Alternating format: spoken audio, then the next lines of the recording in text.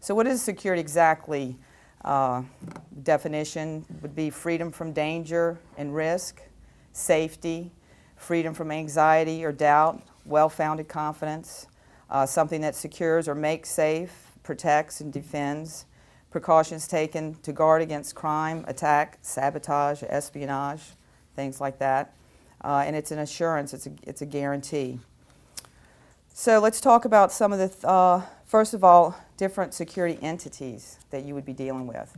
And this, in Louisiana, this is going to apply, and it's going to be probably similar anywhere you go. First of all, you've got law enforcement. Here in New Orleans, we got the New Orleans Police Department, or you might be dealing with the Sheriff's Department or state troopers, something like that.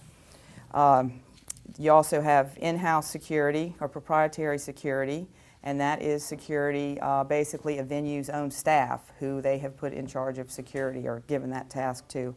And then you might be dealing with private security. And very similar to in-house security, private security would be provided by a licensed company. Private security in Louisiana is regulated by a state board, and they have certain criteria that companies providing security have to follow. And they also have certain criteria for people who want to be private security guards. You have unarmed people and you have armed people. There's a certain amount of training that those people have to go through, and they get certified by the state.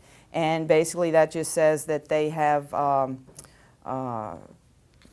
followed all of the rules and regulations, they have gone through the training, and they qualify things like age qualifications, criminal background qualifications. Obviously they don't like you to have a criminal background. There's certain things that exclude you. If you have been convicted of certain felonies and violent crimes, you cannot get certified as a private security guard. They check your record and that sort of thing. In-house security is not regulated by a board or any sort of entity like that. So a venue can provide its own security. They are not required to give those people any particular training, which is a little scary. But they can basically do, whatever they want to do. Hopefully they're going to be responsible and make sure their people are trained so that they don't do anything wrong.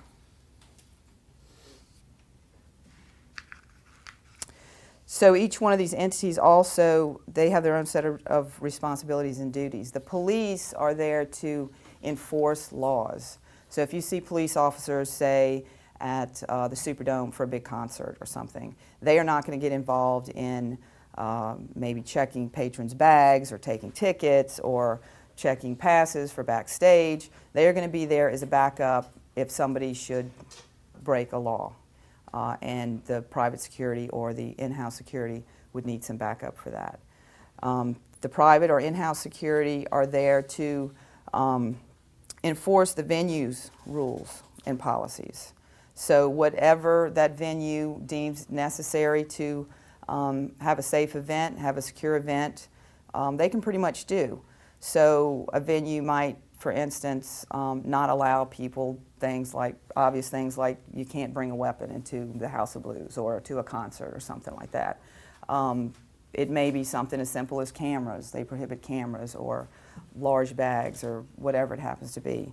And that in-house security or that private security is given the task of searching people to whatever extent they decide they want to. It's pretty rare that you would get actually searched, patted down for an event. The NFL is doing it. They mandated it for their football games, but I don't know if anybody else doing it too much. You might be asked to walk through a magnetometer or a metal detector or be wanded.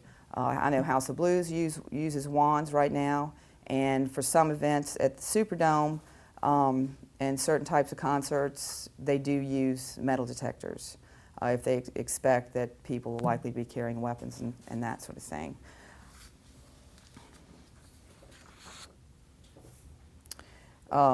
We did a show at House of Blues not too long ago, and I don't know who the band was, but one of the things that they were searching for, which was a little unusual, was writing utensils.